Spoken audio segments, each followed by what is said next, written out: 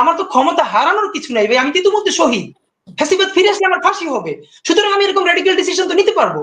যদি আওয়ামী লীগের নেতৃত্বে এটা হইতো, তাহলে বিএনপির হাড্ডি গুড্ডি তো দূরের কথা, বাংলাদেশের কোনো মানুষের যারা আন্দোলনের সংযুক্ত মানে এদের বিরুদ্ধে ছিল, তাদের একটা পশম খুঁজে পাওয়া যেত না। তো আমি একটা কথা বলা, তো এটুকুন মোটামুটি বলা, আমি রাফলি বলে ফেলেছি এই জন্য যে পরশ ভাইয়েরা যে টোনে কথা বলছেন, এটা কি বাংলাদেশের গণমানুষের টোন?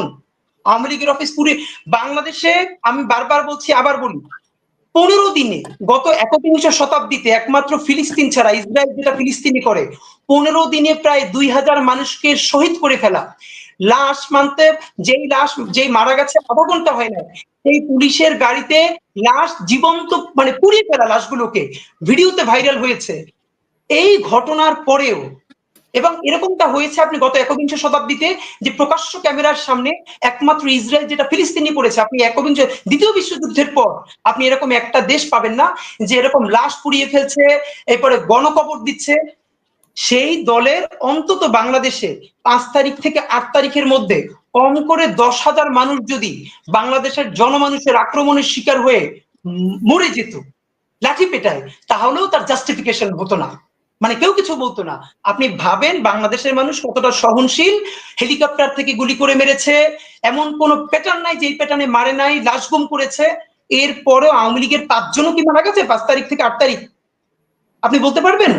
তো আপনি তো এই যে বিরাট সহিষ্ণুতা, এরপরে আওয়ামী লীগ এখন বারবার বিনিয়োগ করছে, প্রত্যেকটা আন্দোলনে আমরা ভিতরে গিয়ে দেখি সেখানে ফাইন্যান্স করেছে আইদার আওয়ামী লীগ, অথবা সেখানে তারা উপস্থিত আছে। এই যে আপনি দেখতে না চাওয়ার আকাঙ্ক্ষা, ভাই আপনি আওয়ামী লীগের কাছ থেকে টাকা নেন করেন, এটা আপনার ভিন্ন ব্যাপার, কিন্তু এটাকে এভাবে আপনি যে তাদের আওয়ামী লীগের অফিসের ইট খুলে নিয়ে যাওয়ার কথা মানুষের, অথচ তাদের বিল্ডিং পুরো রয়ে গেছে। পরশু দেখেছেন তারা সেখানে এসে মোটরসাইকেল নিয়ে একটা 5 মিনিটের মিছিল করে গেছে।